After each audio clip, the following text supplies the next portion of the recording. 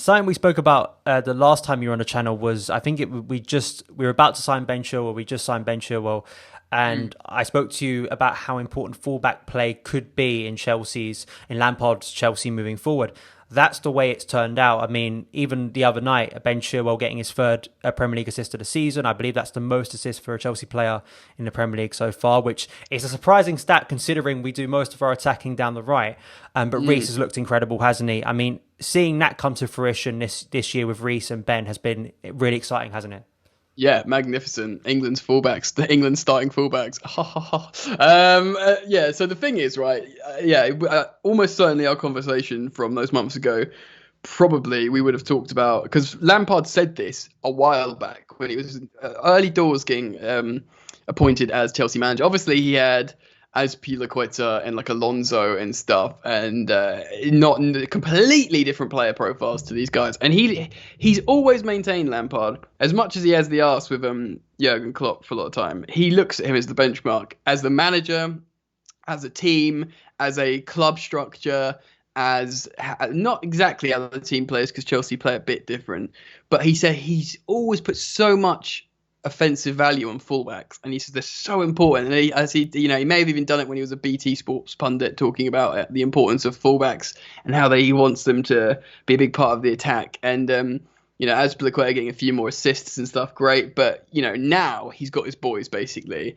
And Ben Chilwell is someone he really, really wanted, and you can see why. And it's like a match made in heaven generally. Reece James, I think we knew. He's the one sort of thing coming through, and he fits that profile on the right. And the same way, as much as Frank knew he wanted Ben, it's the same way he knows he wanted Hakim Ziyech. Something that I see going around on Twitter talking about pretty much all signings, I think, from the summer, bar two, are Frank Lampard's. And I think the two that aren't is Edu Mendy, and I think that's just because he bestowed all his trust into Petr Cech and was like, yep, I'm with you, man. Go with this guy if he's the one, if he can do he pretty much Mendy's only weakness looks like sweeping, and maybe that's something he can work on, but it's not the end of the world. And Kai Havertz. Now, it was to my understanding that Kai Havertz, sure, Frank might have helped to bring him in and say, look, because he's the coach of the team, and Chelsea's like, we want this guy, talk to him and tell him how you're going to bring him in. But I think he really wanted Ziyech, he really wanted Ben, Werner, you need to get this striker and stuff, but I think with like Kai Havertz, it was like a opportunism club of looking at him for a while. No one else can buy him right now. Chelsea can, and he's like one of the brightest started jewels in the sky at the moment. So I think it's like an Eden Hazard moment when United wanted him and Chelsea just went, oh, we'll have you, even though we had loads of attacking mids. So I don't think. I know I've just gone off on some random tangent here, but that I just wanted to get that in because it was in my head and I was literally looking on Twitter before we went in. But fullbacks. So Frank Lampard knew what he wanted, and I think I wanted to start that tangent on Ziyech because for him it was so important. He gets someone on the flank with a left boot, and I think just equally as important as his outlook on fullbacks, and you can see at the moment from missing Ziyech on the right flank as well. But yeah, man, I totally agree. Fullbacks for Frank Lampard's game are going to be massive, and considering they were both pretty, even though Chilwell got that assist, they didn't really do what he wanted them to do in terms of offering that. So it could just be an off day. Do you know what I mean? I know you did say about the importance of Ziyech to this team, and I feel like over the past two games we've seen the impact of him not being there, obviously creatively, but just when the ball does go down that right, and Kai was on the right on Saturday, and you saw the breakdown in communication between him and Reece, don't have that same sort of chemistry instantly. And there was a similar moment again where even though he started as a number 8, Kai got the ball on the right, and Reece was on the overlap, and I was like, pass to Reece, and he cut it onto his left boot, and then he put in a really horrible cross, and it was like you want Ziyech in that position. Yeah. In terms of Kai, I'm not, going overboard with him because I think it'd be unreasonable to, because he's such a young player, right? He's younger than some of the other young players we deem in the squad, right? What do you think it is at the moment? Because I don't just want to all say it's COVID, because I think that would be quite a simplistic thing to just go, it's COVID, and then that's the end of the conversation, because he seems to be playing at a different pace to everyone else at the moment, like, and not in a good way. He seems to be like in sync, like other players being in sync. It seems that he's just a little bit slower than everyone at the moment. What's your take? Because it's I don't want to go too harsh on a player, and think that everything's, nothing's going to be right because he's such a young player with so much potential. Yeah, I was just listening to Dominic Fifield talk about Kai Havertz on this pod here, Football Writers podcast. Let's not ruminate on and stay on him having the virus. Although we both acknowledge that's a huge factor because you can screw up your breathing and all that. But yeah, even though he looked better before he got ill, and he did look good, really good at times. I tweeted out watching him carry the ball across the pitch. Kai Havertz is a Rolls Royce of a footballer. Got a bunch of likes and retweets, because everyone was sort of same energy at the time when I tweeted that. And he is a magnificent footballer. That's like the words of what he is. But he wasn't perfect. He just had these moments, and he was settling in. I think he's probably still riding the high of. Probably ignoring the price tag because it's not like he was a world record fee. He knows Real Madrid and Bayern Munich both wanted him. I don't think he's got a massive ego. I think he just recognises he's a gem, and probably because he's been in the Leverkusen setup for a decade and he's been the jewel in the crown there. He knows, without being arrogant, he knows he's really good.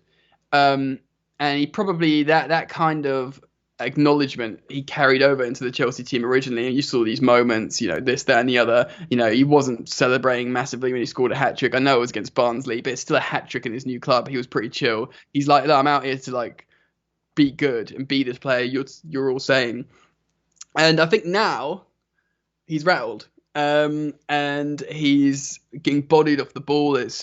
I always say the Premier League's physical and high octane. And although he was just about sort of using his ability to navigate that without being at his best, that's sort of diminished. And he's just being bodied off the ball. He's spending too much time and he needs to settle again. And then without talking about him getting ill and being that simplistic, we can still be relatively simplistic and say, I know it's it's a cliche, but he didn't choose the price tag. What he is a 21-year-old shy young man in a new country and in a winter, in a global pandemic apocalypse, in a high demanding physical league.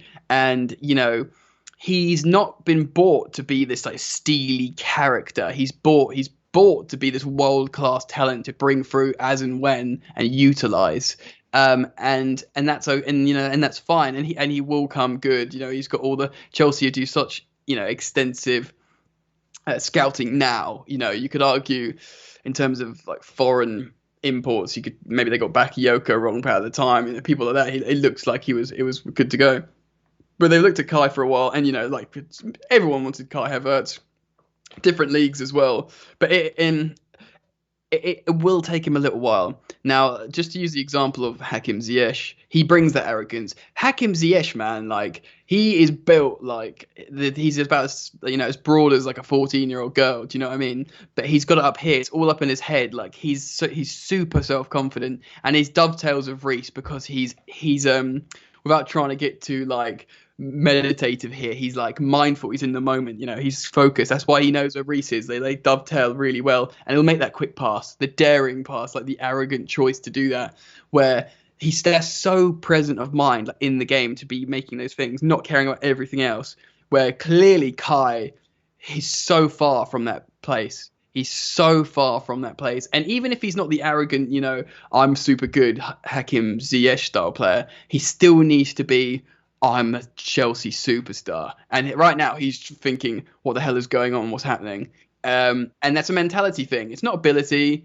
Yes, he might need to get a bit of a sharpness and stamina back, but it's a mentality thing. And to be honest, but with a problem like that, I'm glad in this instance, I'm glad our coach is Frank Lampard and not someone like Maurizio Sarri, not like old Jose Mourinho. Although that could, it could go both ways. But to someone like Lampard to build up, someone who is to go back to that phrase, emotionally intelligent, to get into his head, bring him in. Look at Pulisic last season. If it wasn't for injury, he could have been the young player of the year, PFA or whatever, and that was Frank doing some good work with him. So Kai Havertz, he's too good not to be good. Do you know what I mean? And that sounds dumb. Some people I've heard him being compared to Ozil in terms of yeah, but like, being in the wrong league or something, massive talent in the wrong league. But I'm generally not worried, and we've got cover. Do you know what I mean? So yeah, I'm with you, man. I think I've probably timed my viewers saying this over the past few weeks when we spoke about Kai Havertz on the channel. It's Chelsea didn't buy him for 3 months. We bought him hopefully for 6 to 7 years, like we did with Eden Hazard. And if him struggling now and getting through sort of the growing pains and adaptation period, where in a couple of years' time he turns out to be an absolute baller, I think you appreciate that a bit more. But no one wants to hear he'll be ready in 2 years' time. Everyone wants him ready now, but I think that's a struggle. Just before we wrap up, obviously Monday's game against West Ham. Instantly, there feels like there's a lot of pressure on it, right? And sort of the need to get back to winning ways. I want to talk to you a little bit about Christian Pulisic, because that's one area that I'm really excited about, at least coming out of the Wolves game, right? He looked the most sharp and dangerous he has since 1920, the back end, like the FA Cup final, and that's great for Lampard. Do you think this is the moment Pulisic is going to start to step up again and we remember how good he was? Yeah, well, I don't think people should have forgotten how good he was. He was our best attacking player. Yeah, he's so threatening. He's so direct. And when you need a spark, you need someone who's direct, but not direct in like just passing, in ball carrying. People say like Hazard he can be a difference maker. Hazard would be like. I know we're not going to get into this, but like magisterial, majestic, wizard, like, ballet, and Pulisic's not going to be that. He's more point and squirt, and he's more direct. And that means he probably has the capacity, to score more goals. I hate to say it, and I'm not saying that can't be the case for us, but if he went to Liverpool, I think he would have been relatively explosive in terms of his goal returns, because he can be really good running on the break, running behind, but he can just outside the box, he can go in and he can do 1-2. He could do 1-2s with those front three and stuff. He could be just as good, better at Chelsea, who knows? But he's that kind of player. He is one of a kind in our front three, just as this is what's peculiar about Chelsea, just as so many of our players are one of a kind. Ziyech is of course one of a kind. We've just talked about his absence, what it does to us. Giroud, one of a kind. You could argue Timo Werner and Pulisic are kind of close to each other, but one dribbles and one doesn't. And I'm not saying Pulisic and Timo Werner is much worse than Pulisic because he doesn't really dribble much, but they both can like just run into that channel, go in behind, and as soon as that's why I say as soon as that front three's back, Ziyech with his left boot, diagonal balls, Reece James overlap, crosses in, and then you've got Pulisic and Timo Werner occupying the mid left channels, one slightly ahead of the other. You've just got this like mechanism for goals constantly, but one goes and the other one's not quite firing, and then suddenly it leaves you in a peculiar situation. But he is massive. Him returning to form is massive for us. He will offer something completely different. And it's funny because for a team with so much talent and such a strong bench, every time we talk about someone who's playing well, who could be well or can be like the difference, we're like, oh, we don't want to become too dependent on him, which just feels weird with this much talent. Which just shows there's a collective lull at the moment, and they all need to pick up, but they will. That's why at the top of the video or earlier after we spoke about YouTube, you asked me about Chelsea at the moment, and me saying rather than being over analytical, just being like, I think it's okay. I think it's just one of those moments, and Liverpool are having one of those moments, yet they're getting a point against the lower league team when we have lost, or it's the difference because they're seasoned champions. They play bad and they still get something, and then they'll play really well again and win a bunch of games. We win a bunch of games, but then we play bad and we don't get results. And because we're just nowhere near where they are development-wise. And if you take a step back, take a deep breath and go, that's what they are, how they got there. That's what we are, how we got there. Let's stop being knobs about it. Do you know what I mean? Yeah, and that's sort of how I feel. Yeah, I think it's going to be exciting to see how this team continues to develop. And just a little thing, Timo Werner, I mean, do you think he will or should be dropped for Monday? Because Pulisic, I was so frustrated seeing him on the right. Yeah, yeah, absolutely. And that is weird. I wonder if there's something behind that. If like Pulisic, they've talked to the Lampard, because we can all criticize that understandably, but I wonder if there's something like, oh, I think I can do this with my right foot and get behind him on the right flank or something. It's like, right, yeah, try that because that's better than Werner, who can't do that over there. Maybe there was method behind the madness that we don't know, which seemingly was madness for all us people watching. If Ziyech is back, if he is fit, I would drop Werner. I would drop Werner because it is kind of like not a must-win game, but it'd be really good to win. And we know Giroud will gobble up crosses, so Reece James, Ziyech, and then you can just have Pulisic as the person running in behind and being direct. Eventually, like I alluded to previously, I'd like to have Werner down the middle. Because I'm not one of these people that say Werner can only play down the middle, because he played as a left-sided forward, even if granted it wasn't so much a left wing. But for Chelsea, when he's played for Chelsea, he's a different player down the middle, and that's our sample size. That's our sample size. So he's like, okay, plays down the middle. So if Ziyech is back, give Werner a rest. Maybe bring him on. Maybe start Giroud. Maybe if it's going well, maybe only play Giroud for 60 minutes, and then say, Werner, you feeling good? We're winning, mate. Pressure's off. Go run that central channel. Go get yourself a goal. Do you know what I mean? Do him the world of good. So yeah, if Ziyech is back, I'd drop both the German boys, and I would, instead of Havertz, yes, Kovacic would be a safer pair of hands, but I tweeted out, even though I probably personally prefer him as a 6, I'd be quite interested in seeing Gilmour start against West Ham, just because of his tenacity. In what Kai Havertz is lacking at the moment, in this self-confidence and sharpness, we know Billy Gilmour's got absolutely bundles of. He's going to be pointing around everywhere. He's going to be snapping in. He's going to be go, passing the ball as quickly as he can. And that's exactly what that 8 role was lacking. Even if he's going to be a bit erratic for pressing, we weren't getting any real good press out of Kai Havertz. I think he could be a really snappy player. And Kovacic is a safe pair of hands. He'll dribble the ball up and down. But I think in terms of forcing the issue, I'd really like to see Gilmour maybe start. I might be a bit of a stretch right now, but I'd be happy to see it. Well, you got to think about last season, right?